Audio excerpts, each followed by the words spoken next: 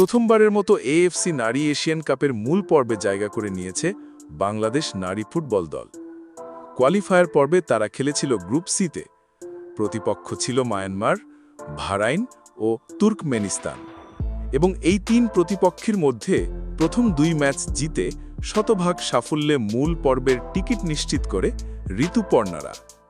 প্রথম ম্যাচে বাহরাইনের বিপক্ষে এক জয় দিয়ে টুর্নামেন্ট শুরু করে বাংলাদেশ। এরপর দ্বিতীয় সবচেয়ে গুরুত্বপূর্ণ ম্যাচ ছিল স্বাগতিক মায়ানমারের বিপক্ষে। সেখানে দুর্দান্ত পারফরমেন্সে 2-1 গোলে জয় তুলে নেয় বাংলাদেশ, যা নিশ্চিত করে তাদের মূল পর্বের জায়গা। এ যেন শুধুই জয় নয়, বরং একটি দেশের ফুটবল ইতিহাসের নতুন অধ্যায়ের সূচনা। 2026 সালের নারী এশিয়ান কাপে মোট 12টি দল অংশ নেবে। এর মধ্যে 4টি দল সরাসরি খেলবে, তার মধ্যে টুর্নামেন্টের আয়োজক হিসেবে অস্ট্রেলিয়া এবং গতবারের চ্যাম্পিয়ন হিসেবে সরাসরি খেলবে চায়না, এবং গতবারের রানার্স আপ হিসেবে দক্ষিণ কোরিয়া ও তৃতীয় স্থান অধিকারী দল হিসেবে জাপান। বাকি 8টি দল এসেছে কোয়ালিফায়ার থেকে, যাদের মধ্যে একটি হলো বাংলাদেশ। এখন কথা হলো, বাংলাদেশ কোন গ্রুপে খেলবে এবং বাংলাদেশের প্রতিপক্ষ কারা? 2026 এশিয়া কাপের ড্র শেষে জানা গেছে বাংলাদেশ পড়েছে গ্রুপ সিতে।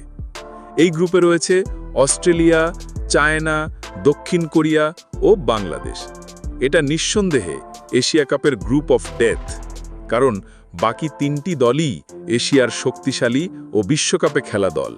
এশিয়ান কাপ জেতার অভিজ্ঞতা আছে তাদের, শক্তি, স্কিল, গেম প্ল্যান সব দিক থেকেই তারা অনেক এগিয়ে, এবং তাদের বিপক্ষেই লড়বে বাংলাদেশ, যারা এবারই প্রথম এই মঞ্চে। তবে এখানেই থেমে নেই গল্প। এই ম্যাচগুলো হবে বাংলাদেশের মেয়েদের জন্য এক অমূল্য অভিজ্ঞতার জায়গা।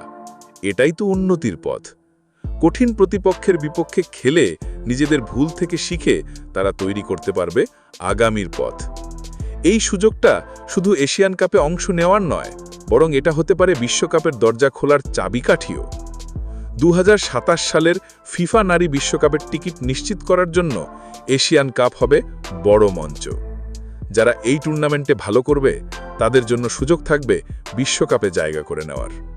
শেষ কথা, এই এশিয়ান কাপ তাই শুধু একটা টুর্নামেন্ট নয়, এটা ভবিষ্যতে সম্ভাবনার গল্প।